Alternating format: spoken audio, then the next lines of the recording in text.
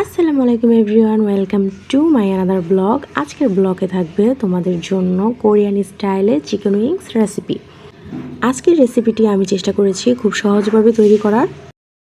তো চলো ভিডিওটি শুরু করা যাক। তো প্রথমে হচ্ছে আমি কয়েক পিস চিকেন উইংস নিয়ে নিয়েছি আর এগুলোকে ভালো করে পরিষ্কার করে নিয়ে নিলাম। উইংসগুলোকে ম্যারিনেট করে রেখে দেওয়ার জন্য এখানে আমি অ্যাড করে দেব 1 চা চামচ সয়া সস, 1 চা চামচ ভিনেগার, 1 চা চামচ সাদা গোলমরিচ গুঁড়ো আর 1 টেবিল চামচ ময়দা, স্বাদ মতো লবণ বা 1 চা চামচ লবণ। এগুলোকে সব আমি ভালো করে মিক্স করে নিলাম। তারপর দিয়ে দেব একটা ডিম। তারপর সব কিছু আবার ভালো করে মিক্স করে নেব। এখন এটা 2 ঘন্টার জন্য আমি রেস্টে রেখে দেব। কোরিয়ান স্টাইল চিকেন উইংস তৈরি করার জন্য আমি প্রথমে একটি সস তৈরি করে নেব। এর জন্য দিয়ে দেব একটি বাটিতে পানি, সামান্য পরিমাণ চিলি ফ্লেক্স, 1 চা চামচ ভিনেগার, 1 চা চামচ সয়া সস, 1 চা চামচ সাদা গোলমরিচ গুঁড়া। এগুলো সব ভালো করে মিক্স করতে হবে। এখন দিয়ে দেব টমেটো কেচাপ বা টমেটো সসও দিতে পারো।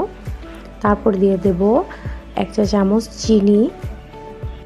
এখন সব কিছু খুব ভালো করে মিক্স করে নিতে হবে। তোমরা এভাবে নাগা উইংসও তৈরি করে নিতে পারো, জাস্ট এখানে ঝালের পরিমাণটা একটু বাড়িয়ে দিতে হবে।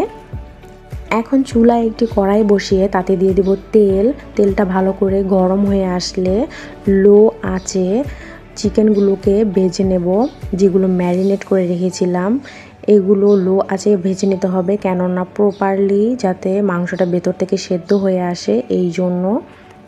এরকম কালার চলে আসলে নামিয়ে নিতে হবে। এখন যে কড়াইতে অবশিষ্ট তেল ছিল তাতে দিয়ে দেব 1 চা চামচ আদা রসুনের পেস্ট। তারপর বানানো সেই সসটা ঢেলে দেব।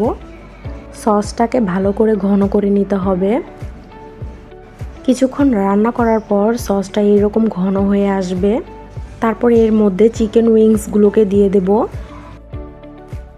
তারপর আর 10-15 মিনিট রান্না করার পর আর একটু ঘন হয়ে আসবে। দেখতেই পাচ্ছ যে কতটা ঘন হয়ে এসেছে। এখন নামিয়ে নেব। উইংসগুলোকে একটি প্লেটে নিয়ে নিয়েছি। এটার সৌন্দর্য আর একটু বাড়ানোর জন্য উপরে একটু তিল ছড়িয়ে দিলাম। আজকের সহজ এই কোরিয়ান স্টাইলের চিকেন উইংস রেসিপিটি ভালো লাগলে অবশ্যই লাইক করবে। তো আজকে ভিডিও এই পর্যন্তই। আল্লাহ হাফেজ।